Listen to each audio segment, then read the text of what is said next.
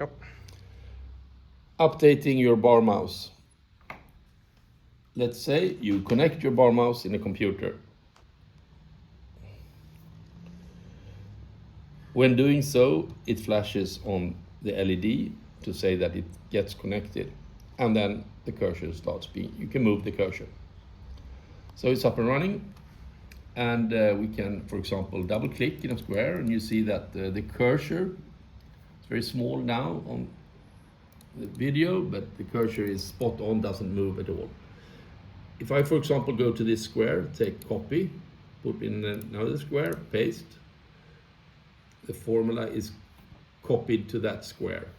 Now, when I do double click, the cursor is still kind of spot on, but it can actually move a bit when clicking if I'm not stable on my hand. And there is a program code that takes care of this, which for some reason gets lost when you take copy paste in the old version. So therefore we've done an update. So let's now close this program and redo this as if you got your unit for first time. You've unpacked it from the box. You open a program that you have on your computer.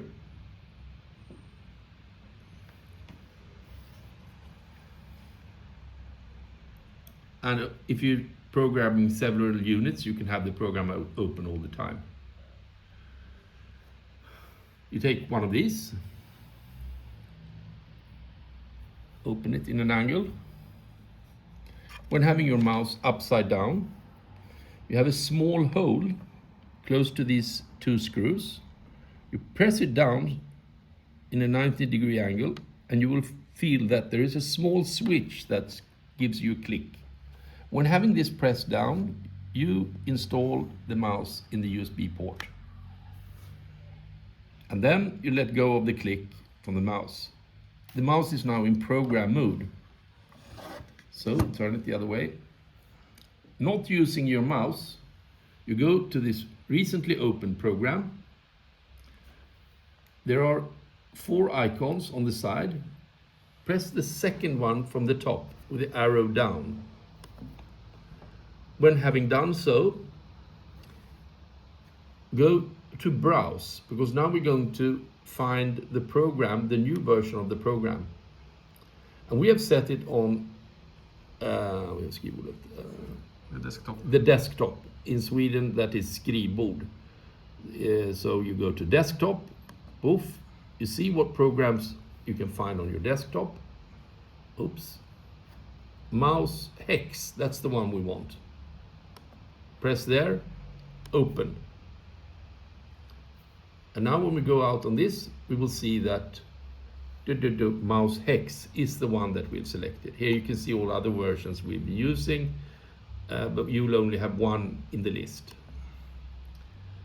Okay, so now you've selected the program code that you want installed. You then go to this one, the blue on top, press down, you select USB. You then update the port here. It finds the USB device. So it's set. So connect that by pressing connect. And the yellow line lights up at the bottom. Then start program. It moves down here. File downloaded, complete. Okay. So now it's programmed. You can disconnect, boof. It will say warning, connection to device lost, which is reasonable. Okay, that.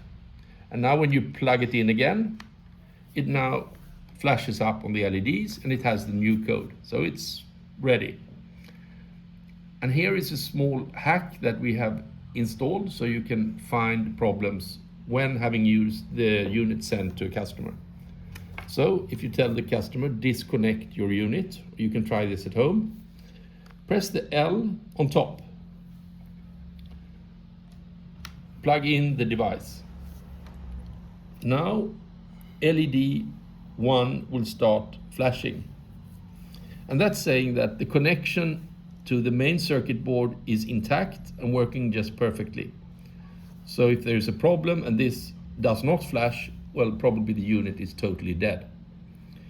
Then you know that. No use wasting time on that. But seeing it's flashing, everything's good so far.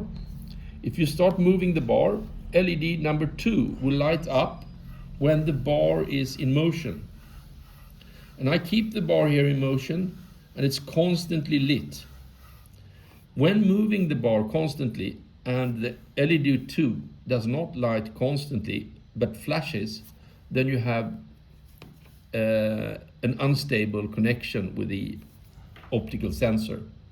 That unit has to be replaced because the customer cannot fix that. So that's a way to detect if there's a problem with the product or if the problem has something to do with the computer. Okay.